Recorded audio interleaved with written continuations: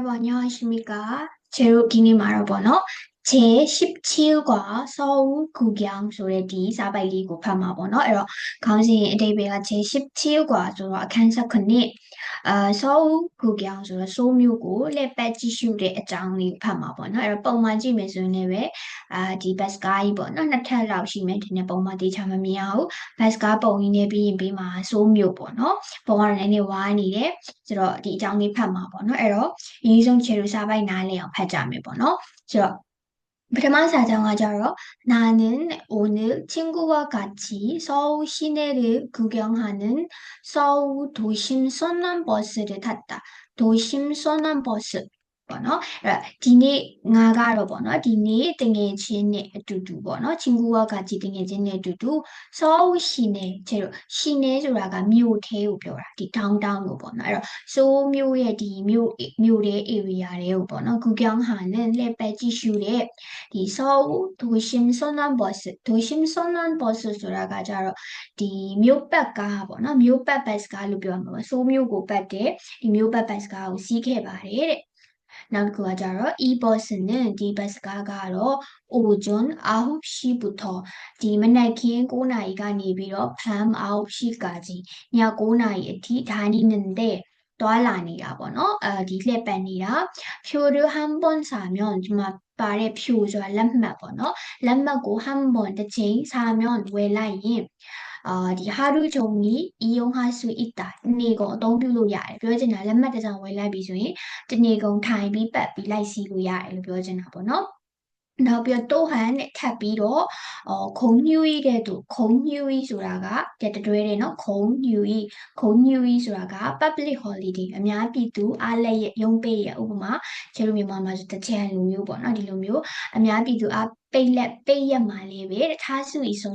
စီးလို့ရတဲ့အတွက်ကြောင့်မို့လို့ဖြောလိဟာတာဆိုတော့ဒီအဆင်ပြေတယ်ပေါ့နော်နောက်တစ်ခု우리는10시에 10နာရီမှာ광화문에 있는 광화문မှာရှိတဲ့ပေါ့နော်면세점 앞에서 이 면세점의 ရှေ့မှာပေါ့နော် e-버스를 탔다တဲ့ဒီ bus ကားကိုစီးခဲ့ပါတယ်တဲ့ e-버스에는 이 bus ကားမှာတော့외국어 서비스가 있어서 외국어 서비스가 있어서 듣고 싶은 언어로 설명을 들을 수 있다. ဆိုလိုချင်တာကဒီ bus ကားမှာ 외국어 ဆိုတာနိုင်ငံခြားဘာသာစကားပေါ့နော် service က 있어서 ဆိုတခြားနိုင်ငံခြားဘာသာစကားဒီ service ရှိတဲ့အတွက်ကြောင့်မို့လို့တဲ့ 듣고 싶은 언어로 ကိုနားထောင်ခြင်းရဲ့ဘာသာစကားအနဲ့설명ဆိုတာကဒီရှင်းလင်းချက်ကိုပြောတာပေါ့နော်ရှင်းလင်းတာကိုနားထောင်လို့ရတယ်ဆိုလိုချင်တာကိုနိုင်ငံခြားသားကိုရီးယားစကားနားမလည်ဘူးဆိုလို့ရှိရင်ကိုတိုင်းနှစ်သက်ရာဘာသာစကားနဲ့ဒီဘတ်စကားနဲ့ပတ်သက်ပြီးဒီပတ်မဲ့လမ်းကြောင်းနဲ့ပတ်သက်ပြီးရှင်းပြတဲ့အချက်တွေကိုနားထောင်လို့ရတယ်လို့ပြောတာပေါ့နော်ဆိုတော့ထပ်ပြီးတော့ဖတ်ပါမယ်다음 정류장은 디마 단ထွက်တတိထားမယ်နာအတန်ထွက်ပေးမယ်ပေါ့နော်다음 정류장은နောက်ထပ်ရောက်မဲ့မှတ်တိုင်ပေါ့နော်정류장ဆိုတာ bus ကားမှတ်တိုင်ကိုပြောတာနောက်ထပ်ရောက်မဲ့မှတ်တိုင်ကတော့တဲ့국립중앙박물관입니다ဒီမှာလည်းပဲ국립중앙박물관အတန်ထွက်လေးတတိထားမယ်ဒီမှာဆိုရင်ဒီဘက်က leap ပေါ့နော်အဲ့တော့ခါနဲ့လာနဲ့တွေ့ပြီဆိုချေတော့အတန်ဘယ်လိုထွက်မလဲဆိုတော့ဒီအောက်မှာခါဦးဟုတ်ပြီနော်ဒီခါတက်ကအတန်ထွက်ကအတန်ပြောင်းသွားပြီးတော့ဒီဘက်မှာကျတော့ဒီ leap ပေါ့နော်လာကကျတော့နာတန်ပြောင်းပြီးတော့ခုနိဟုတ်ပြီနော်ခုနိလို့ထွက်မယ်နော်ဒီမလေးထွက်မယ်အဲ့တော့국립중앙박물관입니다တဲ့ဆိုတော့နောက်ထပ်ရောက်မှတ်တိုင်ကတော့ဒီကိုရီးယားအမျိုးသားပြတိုက်ဖြစ်ပါတယ်လို့ပြောတာပေါ့နော်국립중앙박물관ဆိုတာအမျိုးသားပြတိုက်ကိုပြောတာဆိုတော့내리실 분은ဆိုတော့ဆင်းမဲ့ဒီလူကတော့ပေါ့နော်배를 눌러주세요တဲ့ဒီ bell ဆိုတာကျတော့ဒီကားဆင်းကနေရင် bus ကားမှတ်တိုင်ကနေ bus ကားပေါ်ကနေဆင်းကနေရင်နှိပ်တဲ့ bell ကိုပြောတာပေါ့နော်အဲဒီ bell လေးကို 눌러주세요တဲ့ဆိုတော့နှိပ်ပေးပါတဲ့ 버스는 30분마다 있습니다 bus ကားကမိနစ်30တိုင်းရှိပါတယ်တဲ့မိနစ်30တိုင်းမှာအဲ့မှတ်တိုင် bus ကားရောက်တယ်လို့ပြောချင်တာပေါ့နော်ဆက်ပြီးတော့ဖတ်ကြည့်ပါမယ်안혜원이 안혜원ဆိုတာကဒီရှင်းပြပေးတဲ့ဒီလမ်းပြပေးတဲ့သူပေါ့နော်အဲ့ဒီ 디 웬탄가 보너 한국어와 영어로 코리아 바다 사가네 비 잉글리시 루미오 보너 친절하게 서로 디 포유이네 보너 포유이의 친절하다 어디너 포유이서 안에 소명해줬다 신비하게 말해 국립중앙박물관은 이 묘다별에가로 구경할 게 많았지만 이 지수자들이 미아비멜레베 1시간만တနာရီပဲ နော် 1시간만ဆိုတာဘာအတွက်ကြောင့်မလို့တနာရီလောက်ပဲပေါ့နော်တနာရီပဲ구경하고လဲကြည့်ပြီးတော့တဲ့다시 버스를 탔다ဆိုတော့ဒီထပ်ပြီးတော့ဘတ်စကားစီးခဲ့ပါတယ်တဲ့우리는တဲ့ကျွန်တော်တို့ကပေါ့နော်이태원에 내려서 이태원만 샌비로 쇼핑도 하고 저러디 쇼핑에ထွက်ပြီးတော့ 점심도 먹었다. 저러니 레사레 사케바레. 그 다음에는 에디나마로 한옥마을에 디마저 한옥마을이라가 코리아 요야 애니시의 좌리 번호 소묘마시에 에디 여과다 불러와디 요야 애ပုံစံလေးနဲ့ ဆောက်ထားတာ ပေါ့နော် 에디니아오 한옥마을로ပြောတယ် 에디 한옥마을에 가서 요야 애인이 또아비어 보나 여기저기 구경하고 보고디디 레레지 슈비어 한복도 입어보고 한복이라고 요야 위서 에리마 한옥마을여도 굴레베 한복 위치마보 한복도 입어보고 저 아어여 보다 소리 몸법디တခုခုကို စမ်းတက်ပြီး လုပ်ကြည့်ရ 보나 고이노 မတွေ့ကြုံဘူးတဲ့ အတွေ့အကြုံကို လုပ်တာဆိုရင် 아어여 보다 ဒီမှာဆိုရင် 입어보다 ဆို 위치디 ဟုတ်တယ်နော် 한복을 위치에 떡 소리 디 쌈먹레베 번호 떡도 먹어봤다 쌈먹레 사직해봐래 그런 다음에 에리나 말어 서울타워와 대한로로 구경했다. 에리나 말어 서울타워 제일 서울타워 디답이다 하비너 디말이 디로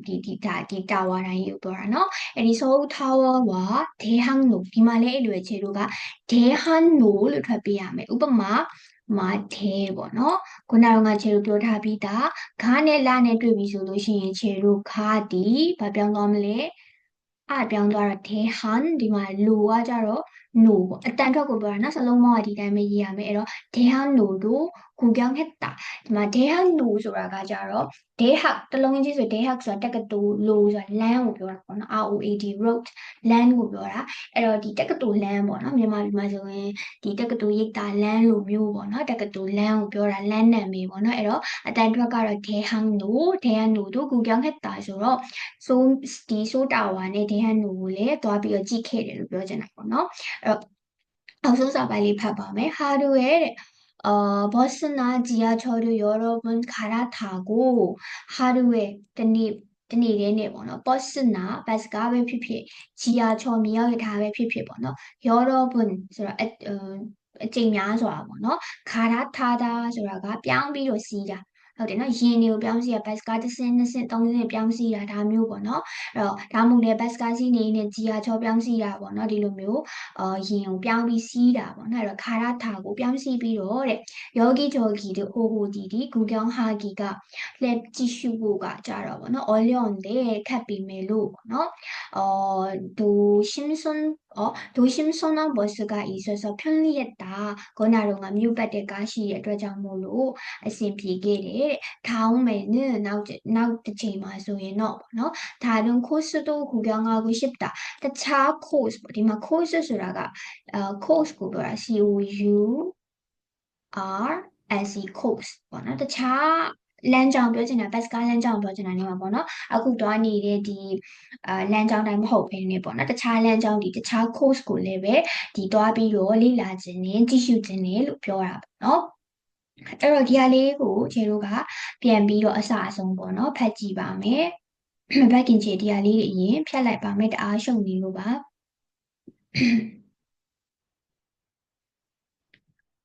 ခုနကတော့ခြေလူစာပိုက်ကိုအဓိပ္ပာယ်နားလည်အောင်ဖတ်တာပေါ့နော်ဒီတစ်ခေါက်မှာကျတော့ခြေလူကစာပိုက်ကို EP 연습ပေါ့နော်ဒီ reading practice လုပ်မှာဖြစ်တယ်여러분လည်း channel တူတူလိုက်ဖတ်ကြည့်လို့ရတယ်ပေါ့နော်ဒီကလူစာပိုက်ကတအားရှင်းနေတယ်မမှီဘူးဆိုရင်တော့ဒီချက်ပတ်တာကိုနားထောင်ပြီးတော့မှနောက်ကနေလိုက်ပြီးတော့နားထောင် လိုက်ဖတ်ကြည့်ပေါ့နော်ဗီဒီယိုလေးကိုရက်ပြီးတော့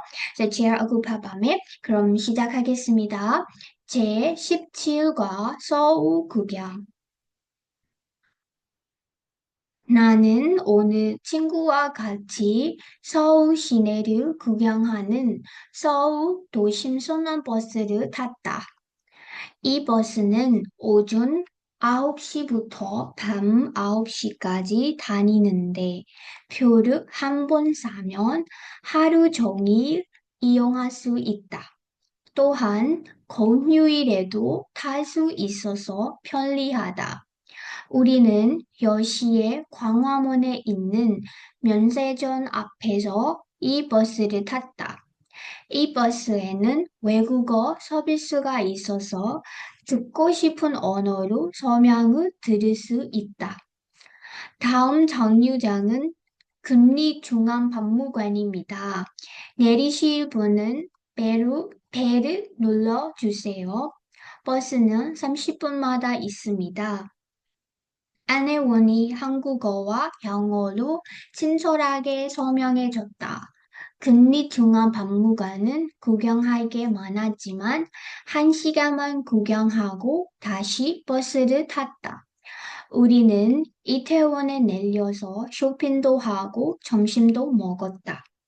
그 다음에는 한옥마을에 가서 여기저기 구경하고 한복도 입어보고 떡도 먹어봤다. 그런 다음에 서울타워와 대학로로 구경했다. 하루에 버스나 지하철을 여러 번 갈아타고 여기저기를 구경하기가 어려운데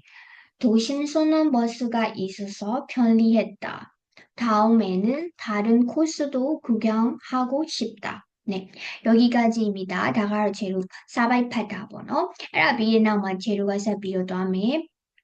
아까 통산 다음에 번호 발리레소로 미니리리 번호 데벨리리 라이비로 지지밤에.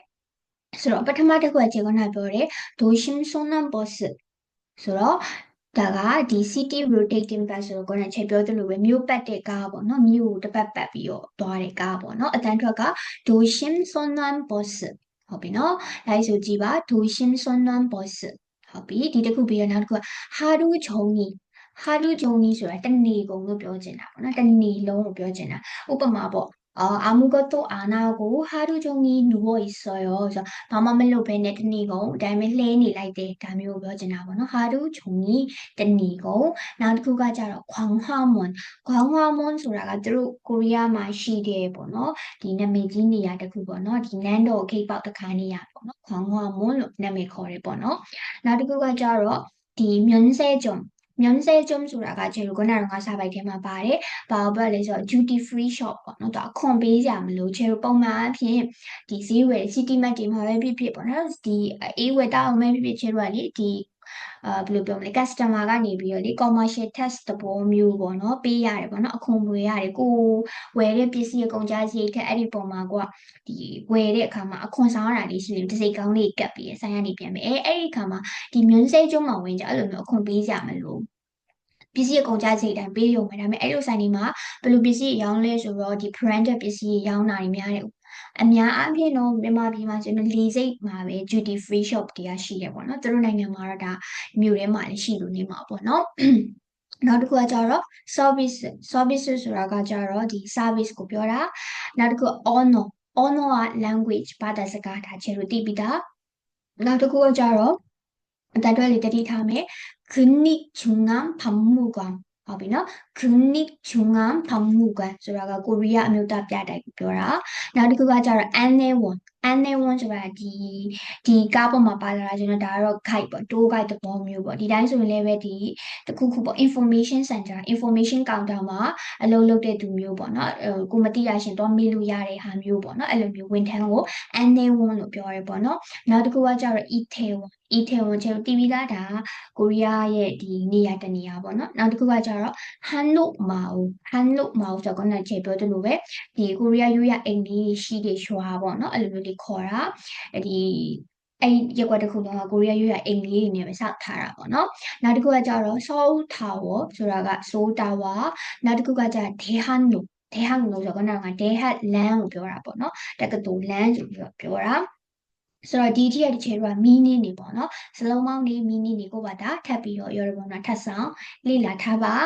နောက်တစ်ခုကကြတော့ချစ်တို့ခုနကမီနင်းတွေကိုကိုဘယ်လောက်ကျွမ်းကျင်တယ်ဒီစာပိုက်ကိုဘယ်လောက်နားလည်လိုက်တယ်လဲပေါ့နော်ပြန်ပြီးတော့စမ်းစစ်ကြပါမယ်အဲ့တော့ပထမတစ်ခု all we ရန်စုပ်ဒီ all we ကိုရန်စုပ်လုပ်မယ်အဲ့တော့ခေါင်းစဉ်က빈칸에 알맞은 어휘를 쓰십시오တဲ့ကွက်လက်ထဲမှာ빈 칸ဆိုတာလွတ်နေတဲ့ဒီကွက်လက်ပေါ့နော်အဲ့လိုမျိုးပြောကြကွက်လက်ထဲမှာမှန်ကန်တဲ့ 어휘တွေကိုရေးပါလို့ပြောတာပေးထားတာရှိနေဆိုတာကမြို့ထဲကိုပြောတာဟုတ်ပြီနော်နဲဆိုတာအတွင်းကိုပြောချင်တာပေါ့နော်ဥပမာရှိဝဲဆိုတာအပြင်ကိုပြောချင်တာအပြင်ဆိုတဲ့သဘောကိုဆောင်တယ်ရှီဝဲဆိုလို့ရှိရင်ခြေတို့ကမြို့ပြင်ဟုတ်ပြီနော်ရှီနဲဆိုရင်မြို့ထဲပေါ့နော် downtown area နောက်တစ်ခု honor ကကြတော့ဘာသာစကားကိုပြောတာ service တီးပြီးသားပေါ့နော်ဟာရုဂျုံဒီတနေ့ကုန်ဒါဒီအဓိပ္ပာယ်တီးပြီးသားဆက်မိကွန်းစာကြောင်းတွေဖတ်ကြည့်မယ်ဆိုတော့ 어제는 아침부터 밤늦게까지 껄레 비가 왔어요.မနေ့တုန်းကတော့မနက်ကနေပြီးညအထိ 껄레